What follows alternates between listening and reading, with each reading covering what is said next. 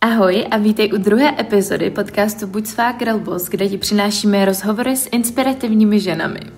Pokud se v tento moment ptáš, proč nevycházíme ve videoverzi, je to velmi jednoduché. Jelikož jsi totiž girl boss, předpokládám, že tenhle podcast posloucháš u nějaké další aktivity, jako je třeba vaření, práce, u které nemusíš tak moc používat mozek. Já si například vždy pouštím podcasty u editování fotek, ve fitku nebo třeba při řízení. V tom je audioforma podcastu kouzelná.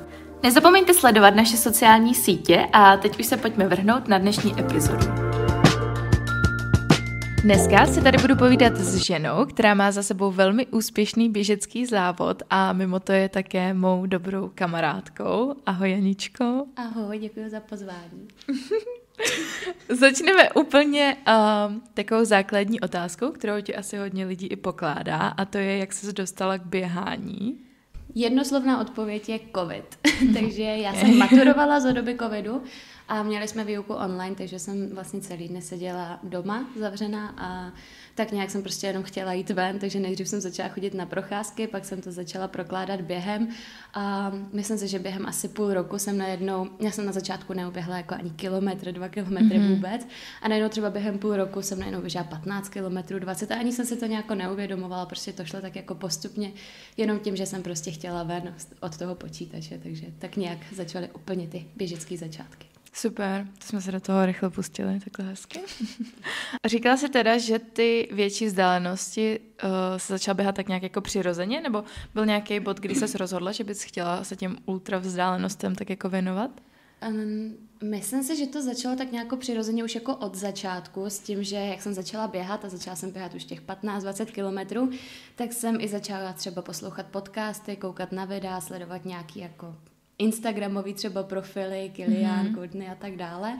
A tam jsem tak objevila, že existuje to trailové běhání, běhání v horách a ty ultra vzdálenosti. A asi mě úplně ze začátku nenapadlo, že bych mohla běhat vyloženě třeba 100 kilometrů nebo tak přece jenom jsem byla někde na 15. Ale už tak jsem jako podvědomě věděla, že tyhle věci existujou a že by se mi asi líbilo, kdybych se tomu třeba někdy přiblížila, kdybych si zkusila zaběhnout v horách nebo tak, třeba jenom při výletě a tak, ale asi to tam bylo od začátku. No. Každopádně ty nejsi úplně z místa, kde by to byla samá rovinka, takže si ty kopečky běhala asi rovnou, předpokládám, nebo? Je to pravda, sice to nejsou vyloženě jako kopce, hory nebo tak, ale zase úplná rovinka to není, takže na nějaký převýšení už jsem od začátku zvyklá byla. No. Pamatuješ si, jak vypadal tvůj úplně první závod? Myslím si, že to byl závod u nás, mezi běžcema se tomu říká pouťáky, to znamená krátký místní závody. Byl to běh do vrchu na 9 kilometrů z Náchoda na Dobrošov.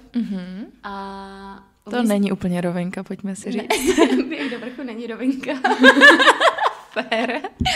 A umístila jsem se 3. v kategorii, ale nutno říct, že jsme byli 4. Okay. Ale samozřejmě to byl velice hezký pocit stát na tom stupínku vítězů, takže, ale byl to jenom takovýhle kratoušký závod, no, místní u nás. A to bylo kdy? To bylo v té době covidu, nebo? Myslím si, že to bylo to léto po maturitě. Takže 21. Necelý rok, jo, a běhala jsem necelý rok, asi 3/4 roku. A byla to jenom taková jako pro zábavu. Neměla jsem žádné ambice nebo tak. A stejně jsi byla na stupínku vítězů. Jak teďka vypadá tvůj běžný běžecký trénink během týdne? A teď se asi nebudem bavit přímo o tomhle období, protože po tom velkém závodě, který máš za sebou, máš trošku pauzu. Určitě, já taky mám zkouškové, takže teďka hodně času prosedím doma u učení, když už to končí, takže už se zase pomalu budu rozbíhat. Ale jak říkám, běhám pomalu, běhám daleko. Teďka poslední dobou si hlídám tepy, což znamená do 150, někdy do kopce do 160 tepů a běhám spíš jako delší vzdálenosti a takhle pomaličku. A běhám tak 60 až 80 kilometrů týdně, normálně během roku, ale když pak třeba jsem trénovala na ten závod, nebo nejenom na tenhle závod, už jsem odběhla nějaký větší závody v minulosti, tak pak se tomu trošičku přizpůsobuje ten trénink, že třeba se snažím vkládat rychlosti, běhám intervaly, rychlosti do kopce, zkouším i seběhy, nebo pak třeba jdu jenom na jeden kopec a běhám nahoru a dolů, abych naběhala převýšení. Takže pak už se to nějak přizpůsobuje, ale když běhám jako bez žádného záměru, bo tak běhám pomaličku hezkou přírodou, aby mě to hlavně bavilo. Super. Tak. No, když jsi mluvila o těch závodech, který máš už za sebou, můžeš zmínit pár, který bys třeba vypíchla, který už byly trošku delší než těch 9 kilometrů, co jsi běžela poprvé? Jo, určitě. Úplně první závod byl 2024 v červnu. To byl Lhut a tam jsem běžela 30 kilometrů a byl to závod 2x na Lysou horu. Pak existuje ještě další trasa, to je 4x na Lysou horu, ale na to jsem se ještě netroufla, protože to byl první takový další závod. A ten bych se chtěla letos teda zopakovat. A už ten se mi docela podařil, protože vím, že jsem si dala limit asi 4 hodiny a nakonec jsem to zaběhla za 3:35, což nebylo vůbec špatné. Super. No, další závod jsem pak běžela v srpnu, to byla Hostýnská 8, závod na 68 kilometrů, 3000 převýšení, to jsme teda běželi ve dvojici a tam jsme se taky umístili na stupínku vítězů. A potom to LH24, které jsem běžela letos, tak na to jsem se vlastně připravovala už celý podzim a i přes zimu. A úspěšně to dopadlo. Neočekávaně úspěšně. No pojďme se teda bavit o tomhletom závodě. Myslím si, že pro lidi, kteří se nepohybují úplně třeba v komunitě běžců nebo běhají jen tak si tady sami po Praze pro radost, je to docela šílená představa. Jaký to bylo uběhnout 120 kilometrů? Jak se během toho závodu cítila? Tak já možná nejdřív vysvětlím, jak ten koncept toho závodu celkově Jo, to bude funguje, úplně nejlepší, protože to není závod, kde je daná kilometráž, naopak je tam daný čas, běhá se 24 hodin a běhá se na Lysou horu po určené trase nahoru a dolů, do kolečka. A vlastně prostě vyhrává ten, kdo za 24 hodin úspěšně zdolá co nejvíc koleček, s tím, že se počítají i půl kolečka. A když jsem šla na tenhle závod, tak jsem si tak říkala, tak 6-7 koleček, že by bylo hezké, ale že by bylo i pěkný dát třeba těch prvních 100 kilometrů, zdolat tu 100 kilometrovou hranici, což bylo necelých 8 kol. Takže jsem si říkala, tak zdolám těch 7 a když zbydou síly, tak si půjdu pro tu stovečku. A vůbec jsem nečekala, že to takhle dopadne, ale fakt jsem se chtěla od začátku šetřit ty síly, že půjdu fakt pomalu, nebudu to nijak hnát, což se mi povedlo a ku podivu ty síly zbyly na 9 kol, takže to bylo 120 kilometrů, ale během toho závodu jsem to asi vůbec nevnímala. Já jsem vždycky jako doběhla dolů, tam mi řekli, kolikátá jsem, a já si říkám, to by bylo dobrý udržet a oni, no tak musíš ještě jít, a já, no tak dobře. Jsem se zase zvedla a zase jsem šla a hlavně je to prostě do kopce jdeš a pak už bíháš jenom z kopce. Řekla bych, že to je skoro až turistika ke konci spíš. A fakt jsem si to jako během toho závodu neuvědomovala a možná až to poslední kolo, kdy jsem šla nahoru a jako naposledy jsem stála na té Lysé hoře, tam je ten sloup, chodí se tam na hladící místo, tak to poslední kolečko jsem si tam došla, pohladila jsem si tu Lysou horu a říkám si, tak to jsem fakt nečekala. A pak jsem se běhla dolů a už jsme jenom jako čekali, protože já jsem běžela nějakých 21 hodin. Asi bych to 10. kolečko mohla stihnout, kdybych byla při síle, ale už mě fakt bolely nohy. A tak jsme jenom čekali, jestli mě ještě někdo předběhne nebo ne, ale už jsem fakt byla spokojená s tím, co jsem zaběhla. A vlastně jsem se umístila na stupínku vítězů. Byla jsem 2. v kategorii, 5. v otevřeném mistrovství a 3.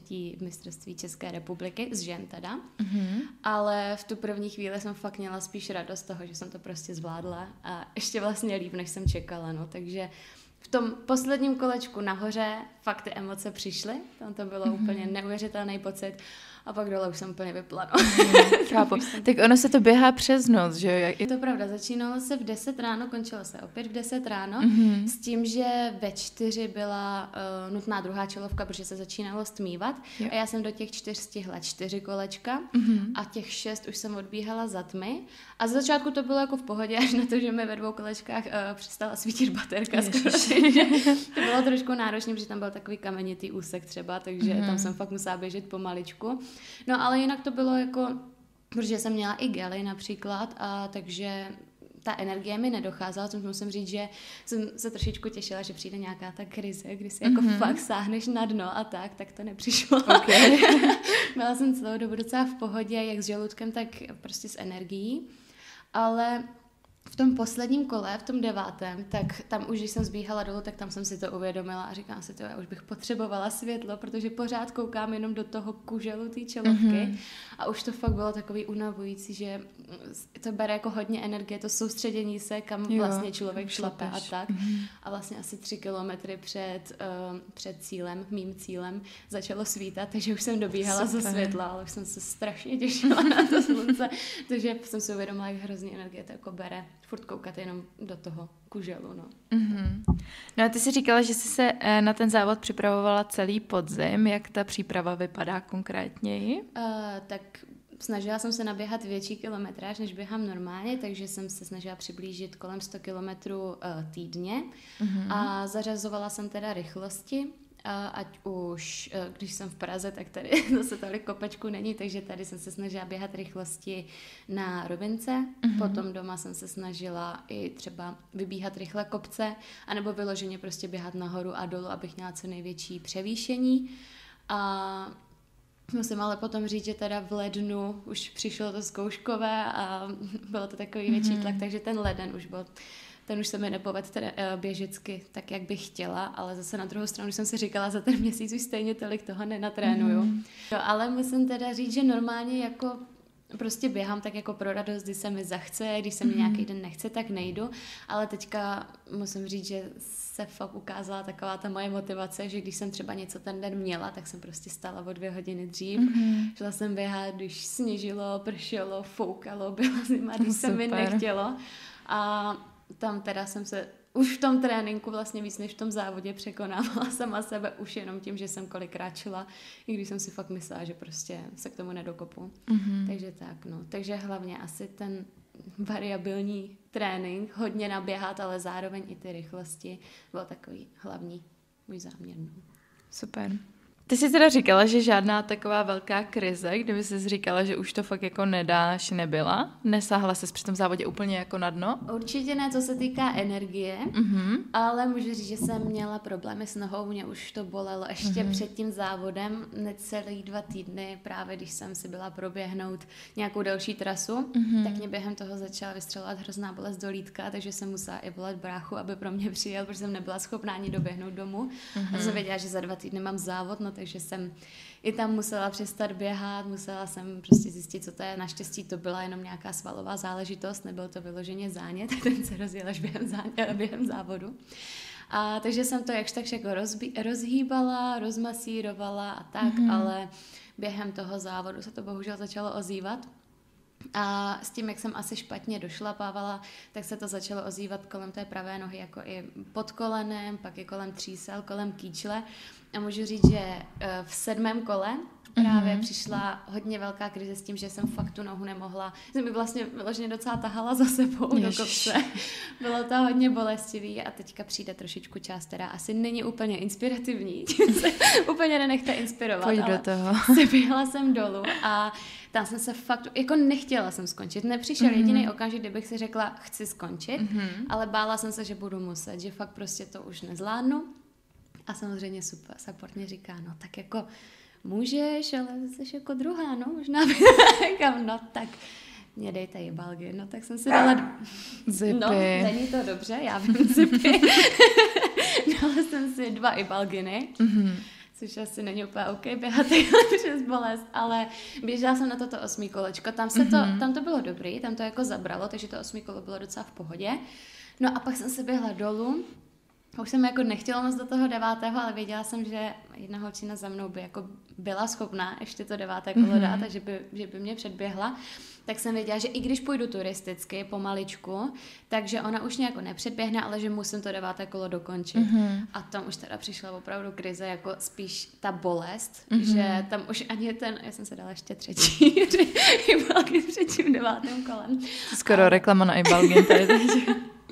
Ale tam už to nezabralo a tam to fakt bylo vyloženě přes bolest, ale v tu chvíli ten adrenalin prostě funguje jako, že já ještě říkám, že mám 2 hlavy, že jedna je taková jako moje normální a druhá je závodní a ta si prostě dělá, co chce v tom závodě, ta to dotáhne do konce i přes mrtvoly, takzvaně. To je super. No pojďme možná přiznat, že tvoje noha po tom závodě nevypadala úplně ona nakonec přitažlivě. i ta druhá. Obě hrozně napuchly, rozjel se mi tam zánět v kotníku, nebo kolem kotníku. A trvalo to asi necelé 2 týdny, kdy to konečně odpuchlo a mohla jsem začít vůbec chodit. Tak teďka to budu rozbíhat, tak uvidím. Jo. Teďka už je to dobrý, tak začneme zase běhat. Jo, to teď cvičím zase chviličku. Takže bys řekla, že ta bolest byla na tom závodě asi to nejtěžší. Jo. Jako psychicky to bylo celou dobu v pohodě, nějak jsi to zvládala. Jo, to bylo, hlavně musím teda říct, že ta logistika předtím byla náročná, protože jako zabalit sebou a kdyby přišla krize, kdyby se ochladilo, oteplilo, kdybych se potřebovala převléknout, kdybych měla chuť na slaný, kdybych měla chuť na sladký, kolik gelů si zabalit, jestli boty s hrotama, bez hrotů, nesmeky, od začátku, nebo se je navlíkat cestou, jak se vlastně vůbec obléct a takhle. Takže ta logistika, vlastně ten večer před závodem jsem chtěla jít spát co nejdřív, asi do 11 jsem se prostě jenom balila na ten závod. Masakr. Takže asi tohle bylo takový to, co jsem si to jako vyžrala na začátku, ty stresy a pak právě během závodu už to fungovalo fakt dobře, takže tam už fakt nepřišlo nic jiného, jenom prostě, že se začala ozývat ta noha, no. Jinak to bylo zvládnutý krásně. Super.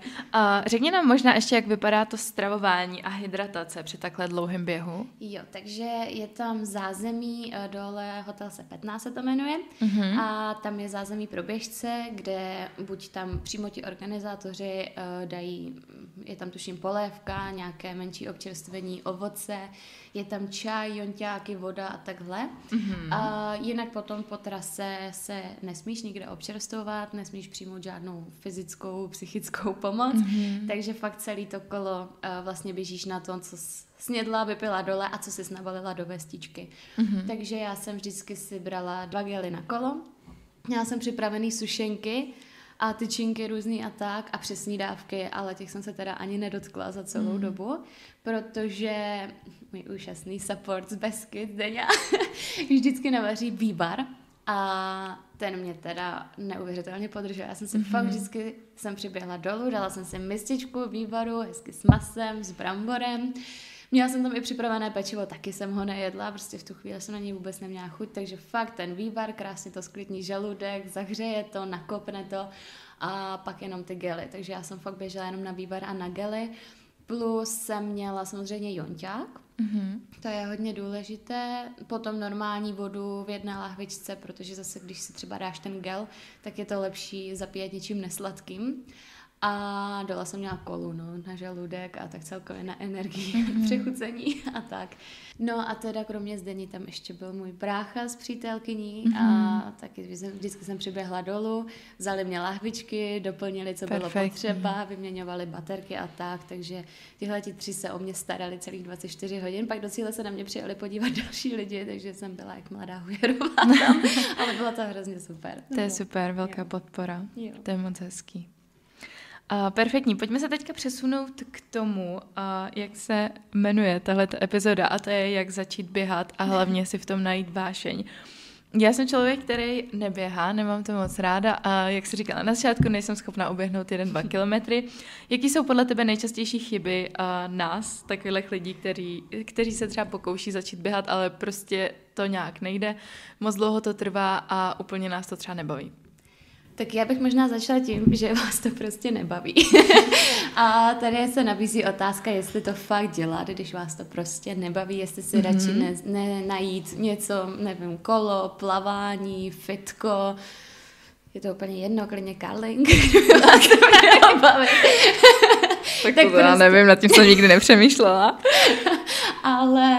jako ta pohybová aktivita, a i kdyby to měly být procházky nebo tury po horách, tak jako jsem zastánce toho, že ta pohybová aktivita by měla být součástí jako života každého z nás, ale ať si fakt každý najde to, co ho baví. Takže základní chyba si myslím je už to, že to prostě děláte, i když k tomu máte třeba odpor. Což zase na druhou stranu může přijít ten okamžik, kdy se to zlomí.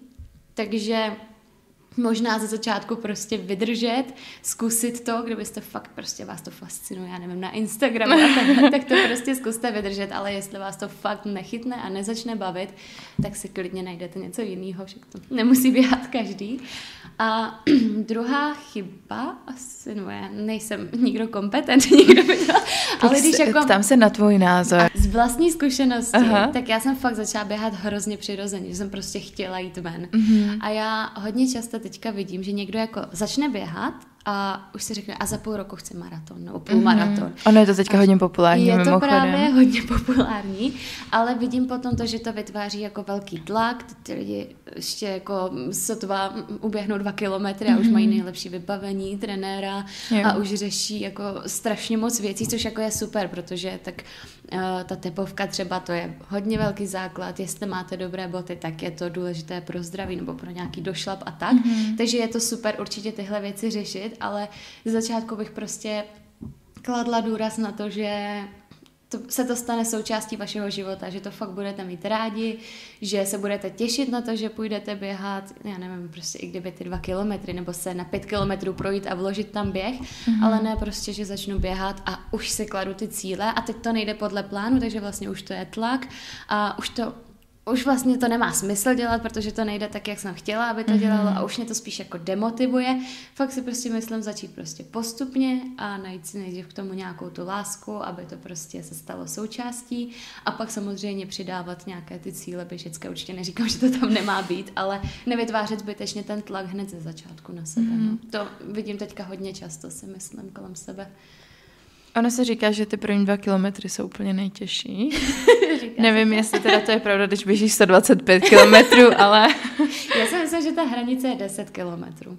Nebo je to tak jako podle mě i tak, co jsme se kolikrát bavili, že když uběhneš 10, tak už uběhneš cokoliv, protože když uběhneš těch 10 kilometrů, tak už tak nějak přijdeš na to, jak to tělo funguje, co ti vyhovuje a tak dále a potom prostě už jako postupně přidáváš, ale k těm 10 kilometrům se tak jako musíš propracovat víc komplexně, nejenom to vzdáleností a rychlostí, no. Takže u mě to bylo těch 10 kilometrů, jak jsem uběhla těch 10. Té 10 to byla fakt taková hranice, kterou jsem si říkala prostě 10. No ale jak už jsem pokořila těch 10, tak pak už to chodilo tak jako postupně. Že už tam vyloženě nějaká hranice, nebo jako máš vždycky, uběhla jsem 30, 50, teďka ta 100, jako jo, jsou tam samozřejmě ty milníky. Jsem zvědavá, co tě ještě čeká teda. Radši ne. No, takže tak. Máš nějaký tipy, jak v sobě najít motivaci, protože předpokládám, že i ty máš dny, kdy se ti prostě běhat nechce, nebo přijde období takový spíš jako demotivace, kdy musí přijít na řadu disciplína. Máš nějaký tipy, jak v sobě tu motivaci najít a dlouhodobě si ji udržet? Já si myslím, že už jsem v takovém jako stádiu, že ten běh, že se říká nejdřív je motivace, pak je disciplína. Já mám trošku pocit, že už jsem tak jako za obojím, že pro mě už je spíš divný jako nejít běhat. Takže pro mě už je to tak přirozený, že když se prostě jeden den nechce, tak já prostě nejdu, protože vím, že zase půjdu jindy. Ale je pravda, že potom třeba ty závody, což teďka si možná malinko rozporuju se začátečníkama, tak když mám ty závody, tak prostě jdu, protože vím, protože ráno vstanu, řeknu si, nechci se mít běhat a pak si řeknu, no ale běžíš závod. Takže se prostě oblíknu a prostě jdu. Ale ze začátku si myslím, že to musí být jako hodně pocitově, že prostě jít, když se nám chce jít třeba na chviličku, nebo říká se už jenom prostě oblíct se, obout si ty boty, vyjít ven a kdybych se měla za 500 metrů vrátit, tak postupně nějak si ten návyk spíš vytvářet. A no, tu motivaci asi si každý musí najít trošku sám, asi musí každý vědět, proč začal a co je jeho jako smysl toho běhání, jestli je to taky o tom, jestli běhám kvůli sobě nebo kvůli výsledkům, no, tam to asi začíná, no, vždycky, když jako budeš něco dělat vyloženě kvůli jenom nějakým výsledkům nebo hodnocení, tak to asi moc ta motivace nepovede, bude těžko k najítí, ale říkáš, že teda to, že máš nějaký cíl ve formě třeba toho závodu ti hodně pomáhá.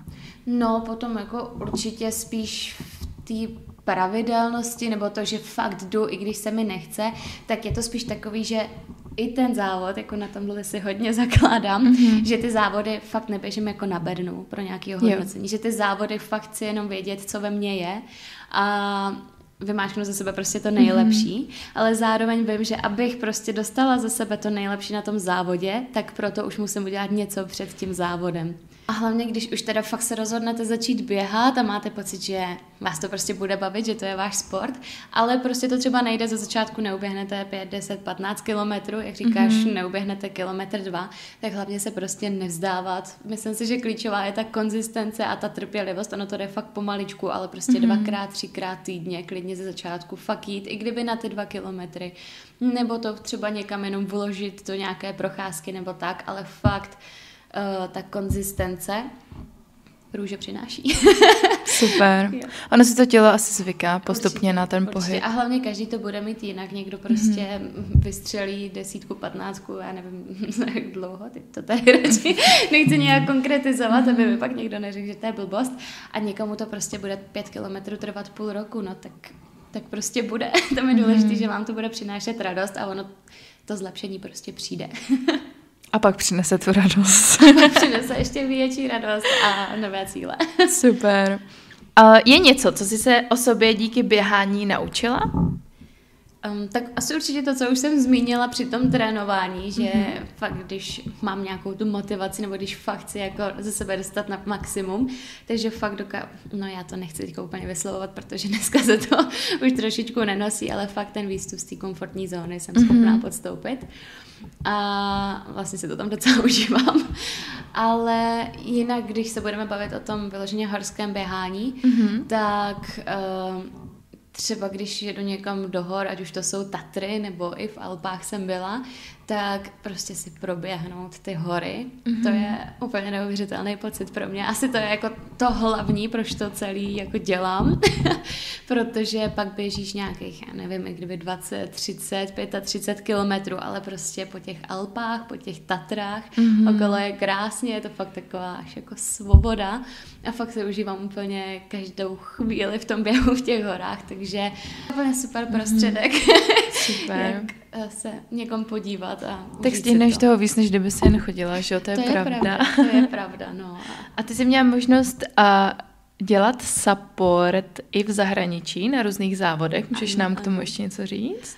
Určitě, tak byla jsem v Alpách, byla jsem v Itálii, byla jsem ve Francii, ale to už jsou takový ty fakt velký závody organizace UTMB a to je teda úplně neuvěřitelná atmosféra.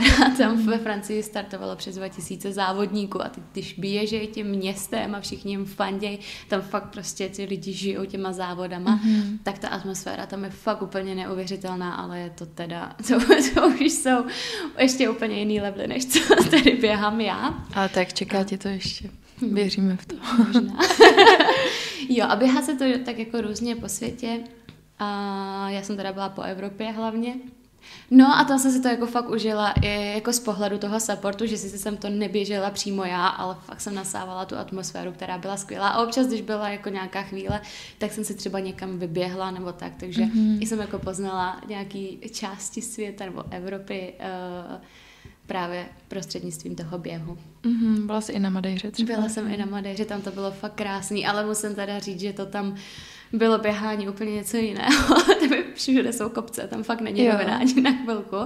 A i města, všude prostě kopec a tam prostě jsem si šla zaběhat třeba 7 kilometrů a byla jsem víc vyřízená než tady po půlmaratonu. Okay. To fakt chutná úplně jinak ty kilometry, ale je to tam nádherný teda. Doporučuji. Super. Asi tak jako závěrem bych chtěla říct, ať to hlavně neděláte pro nějaký úspěchy nebo pro nějaký ocenění, pro nějaký výhry, co jako samozřejmě je to krásný, a když se můžete poprat o bednu, tak se poperte, je to super, ale ta důležitá motivace musí být prostě dělat to pro vás.